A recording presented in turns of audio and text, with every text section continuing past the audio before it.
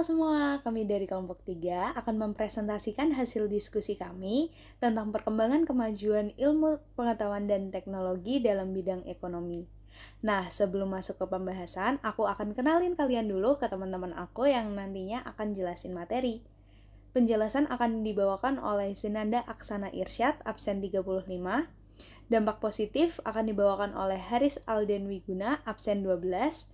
Dampak negatif akan dibawakan oleh Monica Jakari Melena, absen 21. Sikap selektif akan dibawakan oleh Geraldine Rosemary Sondak, absen 11. Dan penutup akan diambil alih oleh Rian Dwi Darmawan, absen 29. Oh iya, salam kenal. Aku Radina Raffiodora Remeli Ginting, absen 26. Segitu dulu perkenalannya. Yuk lanjut penjelasannya. Perkembangan ilmu pengetahuan dan teknologi terjadi sangat luar biasa. Pada dasarnya ilmu pengetahuan dan teknologi digunakan untuk membantu dalam beragam pemenuhan kebutuhan manusia dengan memberikan kemudahan dalam melakukan aktivitas. Peran iptek dalam kegiatan ekonomi terjadi khususnya pada produksi, distribusi, dan komunikasi. Selain itu, peran iptek sangat dibutuhkan dalam kegiatan sehari-hari.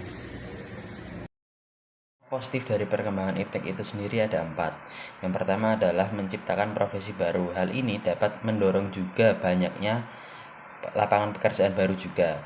Yang kedua adalah meningkatnya produktivitas di bidang digital. Yang ketiga adalah meningkatnya investor asing yang mau berinvest di Indonesia. Yang keempat adalah terbukanya pasar internasional untuk produk-produk lokal sehingga itu dapat meningkatkan jumlah ekspor Indonesia. Kelompok kami menemukan 4 pengaruh negatif iptek dari aspek ekonomi. Yang pertama, ketidakmampuan dalam bersaing karena adanya perdagangan bebas. Contohnya, barang di Tiongkok lebih laku daripada barang lokal. Yang kedua, perekonomian rakyat yang melemah. Contohnya, banyaknya pengangguran di mana-mana. Yang ketiga, kesenjangan sosial akibat dari perdagangan sosial. Contohnya, membuat perjanjian untuk menjatuhkan perusahaan kompetitor. Yang keempat, kedudukan pemerintah hanya berfungsi sebagai regulator, yang membuat para pelaku pasar tidak bertanggung jawab dapat menjalankan kegiatan perekonomiannya dengan semena-mena.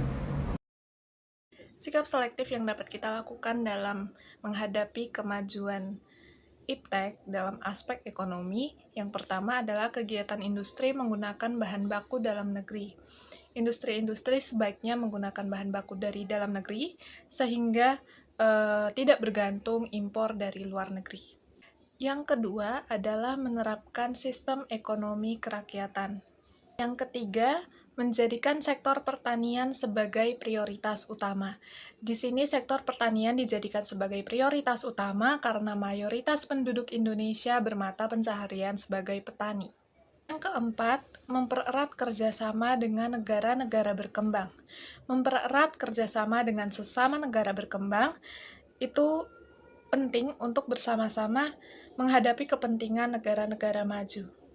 Dan yang terakhir, kebijakan harus berorientasi pada kesejahteraan masyarakat, yang artinya segala sesuatu yang menguasai hajat hidup orang banyak haruslah bersifat murah dan terjangkau.